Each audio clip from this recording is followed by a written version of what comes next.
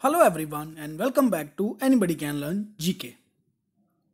आज हम लोग इस वीडियो में डिस्कस करने वाले हैं साइंस के फिजिक्स के अंदर साउंड।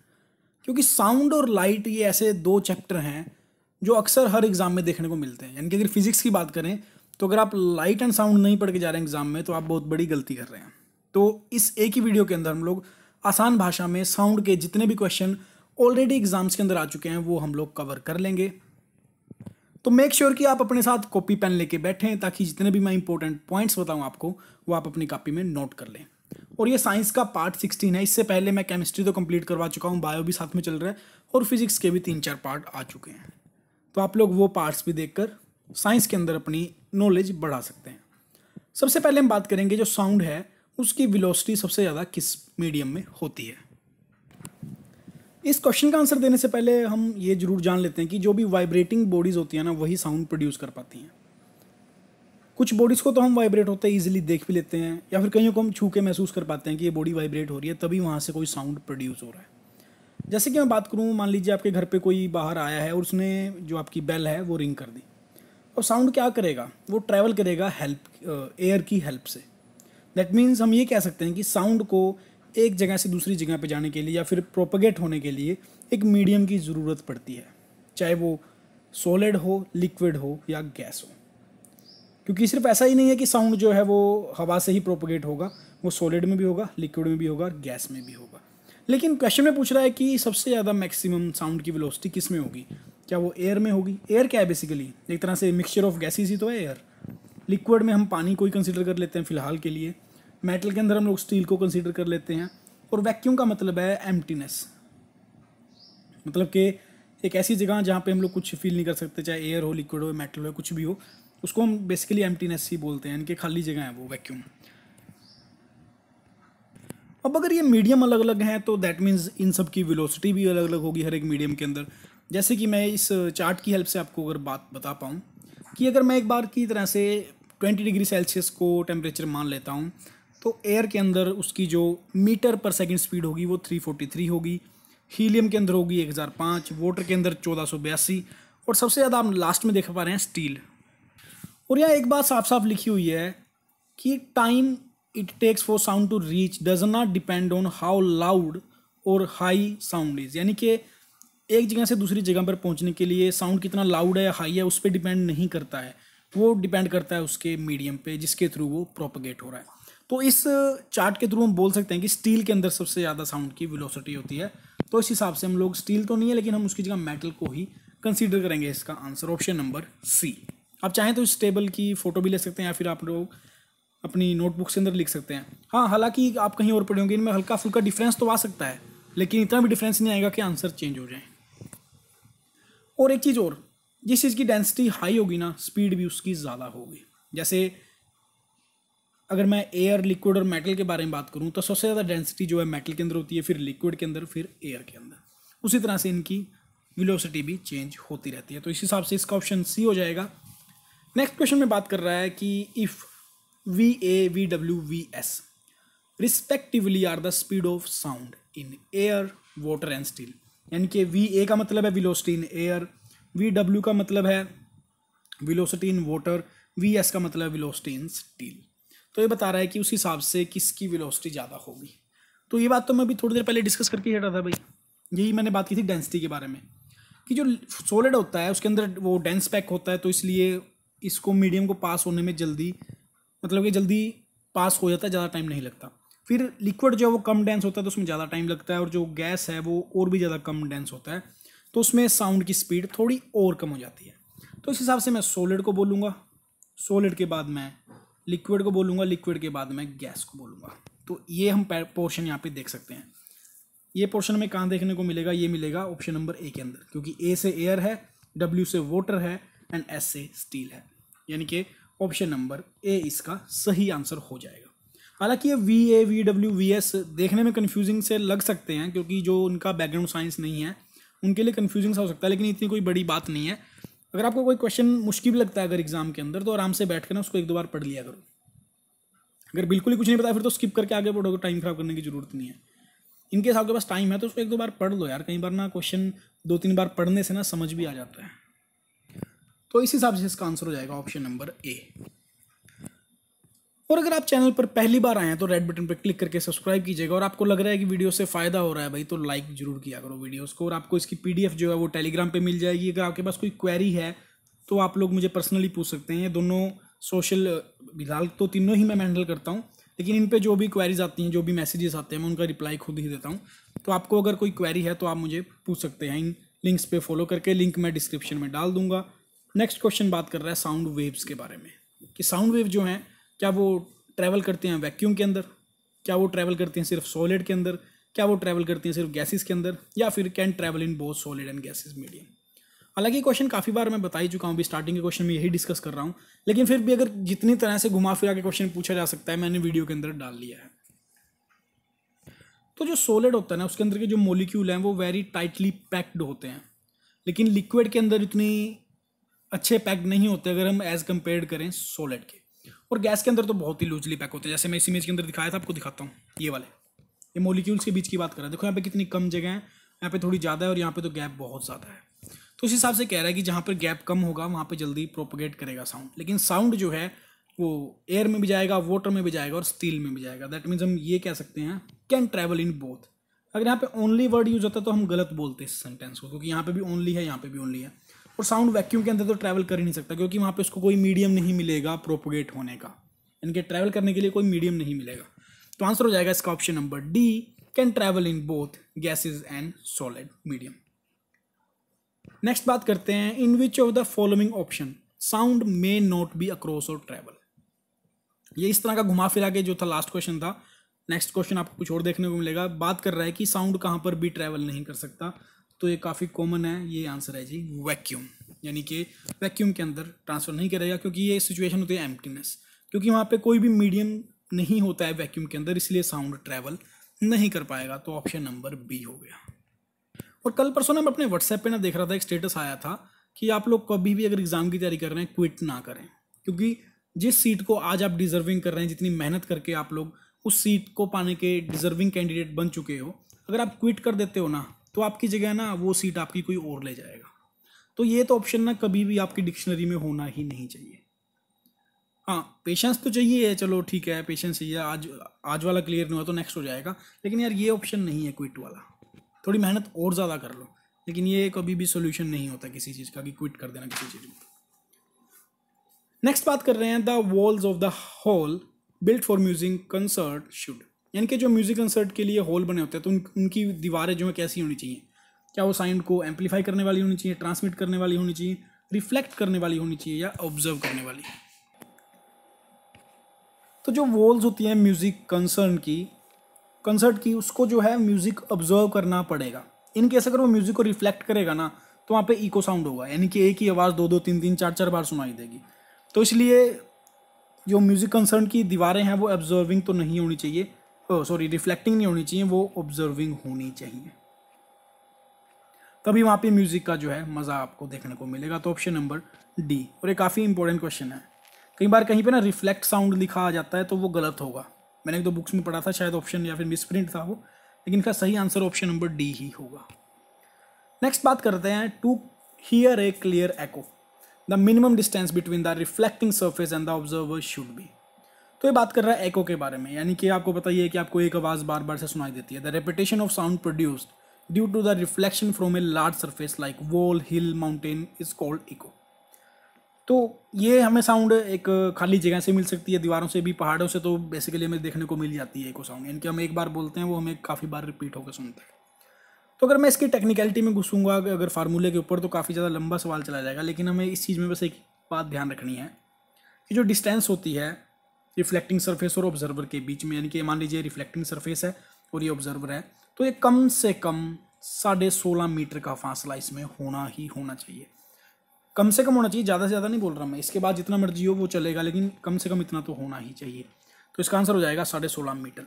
और आपको ऑप्शन भी ना 165 से, तीनों डिजिट से मिलते जुलते मिलेंगे। देखो 165 फीट लिख दिया, 165 मीटर लिख दिया, यहाँ पे फीट कर दिया और 16.5 मीटर कर दिया।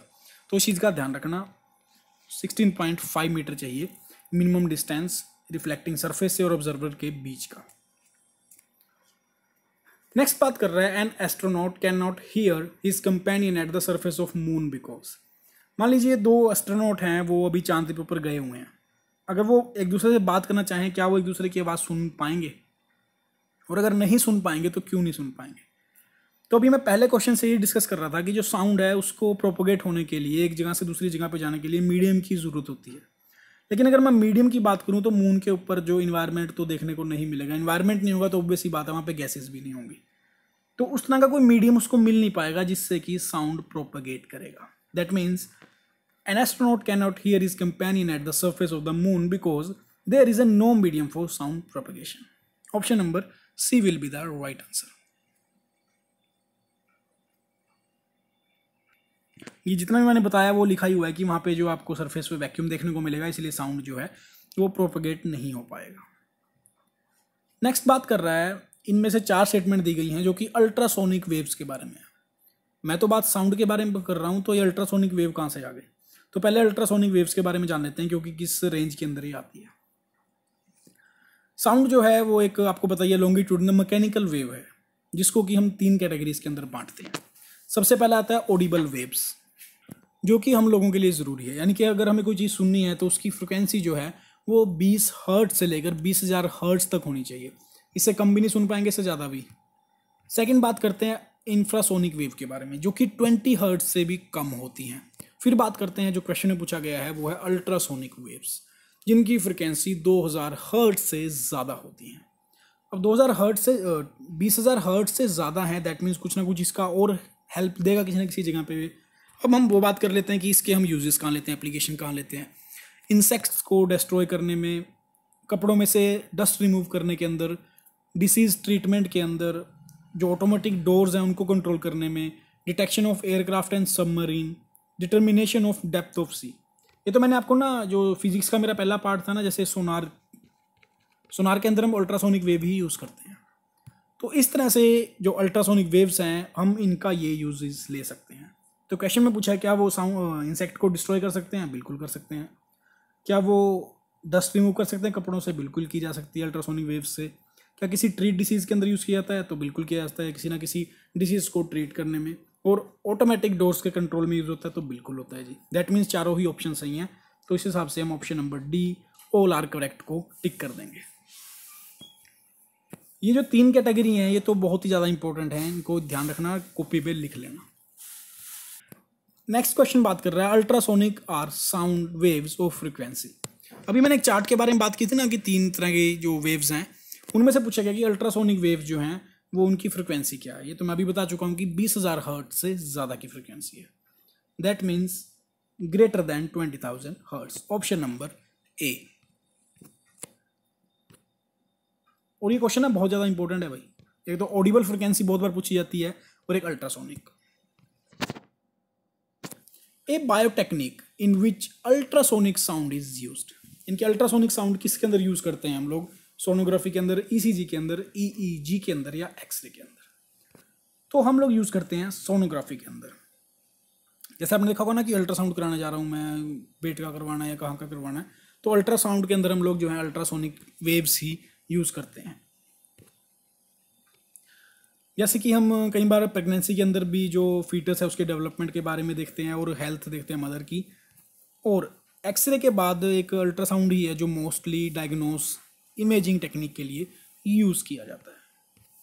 तो इस हिसाब से इस क्वेश्चन का सही आंसर जो है वो हो जाएगा ऑप्शन नंबर ए, सोनोग्राफी, या फिर इसको अल्ट्रासाउंड भी बोले, क्योंकि अल्ट्रासाउंड वे है तो अल्ट्रासाउंड बोल देते हैं हम लोग। जो हमारी नॉर्मल घरेलू भाषा है उसके अंदर तो हम अल्ट्रासाउंड ही बोलते हैं। नेक्स्ट बात कर रहा है बैट्स, क्योंकि जब भी साउंड की बात होगी ना तो बैट्स की, चमगादड़ की बात तो होगी ही होगी। Bats can fly during dark nights and also prey. Prey मतलब कि शिकार कर सकते हैं। दिस इज बिकॉज, क्योंकि जो बैट्स होते हैं ना वो अल्ट्रासोनिक वेव्स प्रोड्यूस करते हैं और उन्हीं के द्वारा वो गाइड कर पाते हैं कि आगे से कोई चीज़ आ रही है या नहीं आ रही। वो कैसे, जैसे सोनार काम करता है ना, उसी तरह से बैट्स भी काम करते हैं। और ऐसे बहुत ही कम मैमल्स हैं जो कि अल्ट्रासाउंड वेव प्रोड्यूस कर पाते हैं। जैसे वो उड़ते हैं तो वो अल्ट्रासाउनिक वेव को यूज़ करते हैं, इनके रिलीज़ करते हैं, और जब वो रिटर्न होते हैं तो उससे वो लोग इन्फॉर्मेशन देख पाते हैं कि आगे कोई चीज़ आ रही है या नहीं आ रही है, या फिर फिक्स है। यानी किसी तरह से वो लोग इंसेक्ट को मार भी देते हैं और इसी तरह से वो अपना रास्ता जो है तय करते हैं अल्ट्रासोनिक वेव्स की मदद से। ऑप्शन नंबर डी इसका सही आंसर होगा। नेक्स्ट बात करते हैं, विच one of the following is the effect of the flight of supersonic jet. आपको पता है नॉइस पोल्यूशन के बारे में, तो जो प्लेन्स उड़ते हैं ना, सबसे ज़्यादा नॉइस ना यही प्रोड्यूस करते हैं, यानी कि नॉइस पोल्यूशन का सबसे बड़ा कारण ही फ्लाइंग जेट्स हैं। क्योंकि आप देख रहे हो कि आपके हज़ारों फीट ऊपर से एक प्लेन जा रहा होता है, लेकिन फिर भी आपको नीचे खड़े हुए उसकी आवाज़ बहुत ज़्यादा सुनाई दे रही होती है। तो सबसे ज़्यादा जो प्रोड्यूस होता है नॉइस पोल्यूशन का सबसे ज़्यादा कारण ही जेट एयरक्राफ्ट ही हैं। अब ये इफेक्ट पूछ रहा है क्या है, क्या एयर पोल्यूशन करता है? एयर पोल्यूशन तो जी कहाँ से ही करेगा, वो ऑब्वियस ही बात है साउंड पोल्यूशन करेगा, लेकिन साउंड पोल्यूशन का ऑप्शन नहीं है। दैट मीन्स कुछ ना कुछ इसमें और टेक्निकलिटीज़ हैं, हम पहले वो फाइंड आउट करते हैं। अब हम बात करते हैं जेट मशीन्स के बारे में कि वो काम कैसे करता है। क्योंकि जो उसका फ्यूल है वो उसको थ्रस्ट में कन्वर्ट करता है, दैट मीन्स उसको धकेलने में हेल्प करता है। आपने देखा होगा कि अगर एक जेट मशीन जा रही है तो वो नीचे फ्यूल से जल रहा होता है, लेकिन वो उसको ऊपर धकेल रहा होता है, जिसको कि हम बोल सकते हैं कि वो नीचे धक्का मारेगा और वो ऊपर जाएगा। तो ये न्यूटन के थर्ड लॉ ऑफ मोशन पे बेस कर रहा है, इनके every action there is equal and opposite reaction. और ये जो प्लेन्स हैं वो स्पीड ऑफ साउंड से भी ज़्यादा फास्टर ट्रैवल करते हैं, इसीलिए इनको सुपरसोनिक जेट प्लेन्स बोला जाता है। और आपको पता है कि जो ये सुपरसोनिक जो जेट प्लेन है, ये हमारी जो स्ट्रेटोस्फेयर है उसके अंदर ओजोन लेयर भी है, और वहीं पर ये लोग भी जो हैं उड़ते हैं, यानी कि उसी जोन के अंदर ये लोग उड़ते हैं। यानी कि flying at stratosphere height they emit nitrogen oxide which has potential to destroy significant quantity of ozone. तो इस हिसाब से ये ओजोन लेयर के डिप्लेशन में भी एक कारण बनते हैं, यानी कि मेजर रोल नहीं प्ले करते ओजोन को डिप्ले करने में, लेकिन कहीं ना कहीं ये ओजोन को डिप्लेट करते हैं। नेक्स्ट बात करते हैं हम लोग, decibel is unit is use to measure, यानी कि जो डेसिबल यूनिट है वो किसको मेजर करने में, लाइट इंटेंसिटी को। ये बात तो ना मैंने अपनी यूनिट्स एंड मेजरमेंट की वीडियो थी उसमें बताया था कि लक्स मीटर जो होता है वो लाइट की इंटेंसिटी को मेजर करने के लिए होता है।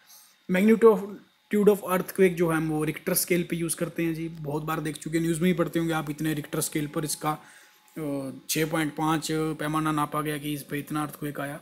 तो जो साउंड इंटेंसिटी है उसको हम डेसिबल में मेजर करते हैं। तो ऑप्शन नंबर बी इसका सही आंसर होगा। नेक्स्ट बात करते हैं इस नॉइस लेवल ऑफ 100 डेसिबल। मैंने बताया था कि साउंड को मेजर करने के लिए डेसिबल यूज होगा, वुड कोरस्पॉन्ड्स टू। अभी मैं ना आपको एक चार्ट दिखाऊंगा कि किस किस एक्टिविटी से कितना साउंड प्रोड्यूस होता है।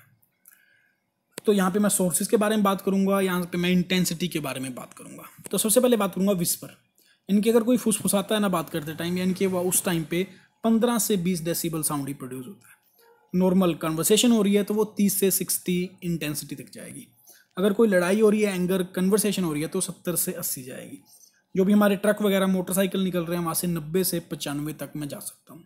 लेकिन जैसे ही मैं 90 से 95 क्रॉस करता जाऊँगा, यानी कि कोई भी इंस्ट्रूमेंटल फैक्ट्रीज़ हैं, तो वहाँ से 100 से 110 तक जाएगा। और जो जेट प्लेन है जिसको सबसे ज़्यादा नॉइस प्रोड्यूस करते हैं वो 140 टू 150 जाएगा। यानी कि 100 पे जाने के बाद या तो फैक्ट्री की बात करेंगे या फिर हम प्लेन्स की बात करेंगे। तो ऑडिबल साउंड के बारे में तो यहाँ से चला गया जी, ऑर्डिनरी कन्वर्सेशन भी इसमें ले सकते हैं। नॉइजी स्ट्रीट यानी कि या तो हम लोग फैक्ट्री को ले सकते हैं या फिर मोटरसाइकिल को ले सकते हैं। लेकिन जो मशीन शॉप हैं वो ऑब्वियस ही बात है, वो इंस्ट्रूमेंटल फैक्ट्री के बारे में ही बात कर रहे हैं। तो हम यहाँ पे बात करेंगे a sound from a machine shop, option number D. ये भी जो चार्ट है काफ़ी इंपॉर्टेंट है अगर मैं साउंड के बारे में बात करूँ। नेक्स्ट बात करते हैं हम लोग, a worker was working on A rail track, a boy eight A distance hold his year near the rail track. यानी कि किसी रेलवे ट्रैक के ऊपर कोई मजदूर काम कर रहा है, यानी कि वो वहाँ पे हिट कर रहा है, लेकिन एक थोड़ी डिस्टेंस पर एक लड़का खड़ा है जिसने कि रेल की पटड़ी पर जो है अपना कान लगा लिया है। अब कान लगाने के बाद क्या हुआ, ये भाई साहब ने कान लगा लिया, तो this boy was able to hear the sound of blow of workman twice. इनके जो भी वर्कमैन वहाँ पे हथौड़ा मार रहा है तो इसको 2 बार सुनाई दे रहा है। तो ऐसा क्यों हो रहा है? वो इसलिए हो रहा है कि जी पहली बात तो ये कि जो साउंड है वो एयर के थ्रू प्रोपोगेट करेगा, तो वो तो इसको सुनाई ही देगा। लेकिन साउंड जो है वो एयर से ज़्यादा स्टील के अंदर जल्दी ज़्यादा प्रोपोगेट करेगा। दैट मीन्स इसको एयर के थ्रू तो साउंड सुनाई देगा ही देगा, लेकिन साथ में इसको जो है स्टील की जो इसने रेलवे ट्रैक पर कान लगाया हुआ है तो वहाँ से भी सुनाई देगा। यानी कि पहले उसको रेलवे ट्रैक का साउंड सुनाई देगा, फिर उसको जो एयर के थ्रू आएगा वो सुनाई देगा। और कई बार ये भी क्वेश्चन में आ जाता है पूछने को कि अगर आप किसी रेलवे ट्रैक पे खड़े हो और आपको पता लगाना कि ट्रेन कहीं से आ रही है नहीं आ रही, तो आप लोग भी पटड़ी पर कान लगा सकते हो। उससे थोड़ा सा जो वाइब्रेटिंग साउंड है वो प्रोड्यूस होकर आप बता सकते हैं कि पटरी पर जो ट्रेन है वो आने वाली है या आ सकती है। लेकिन ये यूज़ करने की चीज़ नहीं है भाई, ऑब्वियस सी बात। आजकल तो सब कुछ चीज़ें चल ही रही हैं, सब कुछ अनाउंसमेंट होती रहती हैं आजकल, तो सब कुछ इंटरनेट पे अवेलेबल ही है। लेकिन ये कई बार क्वेश्चन भी एग्जाम में आ जाता है। तो इस क्वेश्चन का आंसर क्या होगा? The speed of the sound is greater in steel than air. Obvious सी बात है कि स्टील के अंदर ज़्यादा होता है और एयर के अंदर कम होता है, लेकिन वो दूर खड़ा है तो इतना साउंड प्रोड्यूस हो रहा है कि एयर के थ्रू भी ट्रैवल कर रहा है वो और स्टील के थ्रू भी। तो आंसर हो जाएगा इसका option number A. Which electromagnetic radiation is used in remote control of A television. जैसे कि हम घरों में जो टेलीविजन यूज़ करते हैं आजकल तो सब कुछ रिमोट कंट्रोल ही चलता है, तो रिमोट कंट्रोल के अंदर कौन सी इलेक्ट्रोमैग्नेटिक रेडिएशन यूज होती है? इंफ्रारेड, अल्ट्रावायलेट, माइक्रोवेव या विजिबल। तो एक टेलीविजन को रिमोट के थ्रू कंट्रोल करने के अंदर हमें इंफ्रारेड रेडिएशंस का यूज करना पड़ता है। तो आंसर हो जाएगा ऑप्शन नंबर ए, इंफ्रारेड। और ये क्वेश्चन तो मोस्टली रिपीटेड है, बहुत बार पूछा गया एग्जाम्स के अंदर, ऑप्शन नंबर ए। फिर बात कर रहा है the technique use to transmit audio signal in television broadcast. इनके जो टेलीविजन ब्रॉडकास्ट है उसके अंदर ऑडियो सिग्नल को ट्रांसमिट हम कैसे करते हैं? एम्पलीट्यूड मॉड्यूलेशन से, फ्रिक्वेंसी मॉड्यूलेशन से, पल्स कोड मॉड्यूलेशन या time dimension multiplication. Basically television broadcast के अंदर ना दो चीज़ों को हम ट्रांसमिट करते हैं, एक तो ऑडियो सिग्नल्स को, एक वीडियो सिग्नल्स को, जिनको कि पिक्चर सिग्नल्स भी बोल देते हैं। तो जो ऑडियो सिग्नल होते हैं उनके लिए तो हम लोग फ्रिक्वेंसी मॉड्यूलेशन यूज़ करते हैं। जैसे हम लोग रेडियो चलाते हैं तो एफएम ही चला रहे होते हैं, हम लोग एफएम बोल देते हैं ना, तो एफएम मतलब कि फ्रिक्वेंसी मॉड्यूलेशन। और अगर हमें वीडियो सिग्नल ट्रांसमिट कर रहे हैं तो हम वहाँ पे एम्पलीट्यूड मॉड्यूलेशन करते हैं। तो इस क्वेश्चन में पूछा गया था कि ऑडियो सिग्नल, तो हम सीधा सीधा आंसर लगा देंगे फ्रिक्वेंसी मॉड्यूलेशन के अंदर। फिर बात कर रहा है sound about at what level is considered hazard noise pollution, यानी कि किस लेवल से ज़्यादा का जो साउंड है वो एक नॉइज पोल्यूशन की कैटेगरी में आ जाता है। तो फिर से हम वही चार्ट यूज़ कर लेते हैं जी। तो जो बेसिकली 80 से ऊपर का हो जाएगा, क्योंकि फिर तो इसके अंदर 80 के बाद तो 100 या 100 वाला तो हमें पहले ही इंस्ट्रूमेंटल फैक्ट्री, क्योंकि जो भी ट्राई करते हैं ना कि जो फैक्ट्री है वो रेजिडेंशियल एरिया से दूर हो या फिर वाइस वर्सा, रेजिडेंशियल एरिया वो फैक्ट्री के इलाकों से दूर हो, इंडस्ट्री इलाकों से दूर हो, क्योंकि ऑब्वियस सी बात है वहाँ पे साउंड पोल्यूशन बहुत ही ज़्यादा होगा। साउंड पोल्यूशन रोकने के लिए ना हम सड़कों के आसपास पेड़ भी लगा सकते हैं। पेड़ क्यों? क्योंकि जो ट्रीज़ हैं वो साउंड को एब्जर्व कर लेते हैं, यानी कि जितना ज़्यादा वो एब्जर्व कर पाएंगे जो नॉइस है वो एब्जर्व हो जाएगा, जिसको कि हम लोग एक तरह से ग्रीन कॉरिडोर भी बोल देते हैं। तो इस क्वेश्चन का आंसर क्या हो जाएगा जी? 80 decibel, option number C. Next बात कर रहा है which one of the following has the longest wavelength, यानी कि वेवलेंथ किसकी सबसे ज़्यादा होती है? इंफ्रारेड की, एक्स रेज की, विजिबल लाइट की या रेडियो वेव्स की। अभी फिर से मैं एक आपको इमेज दिखाऊंगा। पहले तो हमें पता होना चाहिए कि इसकी टाइप कितनी होती हैं। जैसे पहले रेडियो वेव्स आएगा, फिर माइक्रोवेव्स आएगा, फिर इंफ्रारेड, फिर visible, ultraviolet, X ray and gamma rays. इसके अंदर इसके यूजेस भी देखें कि रेडियो वेव से हम लोग ब्रॉडकास्ट कर सकते हैं रेडियो को, टेलीविज़न को।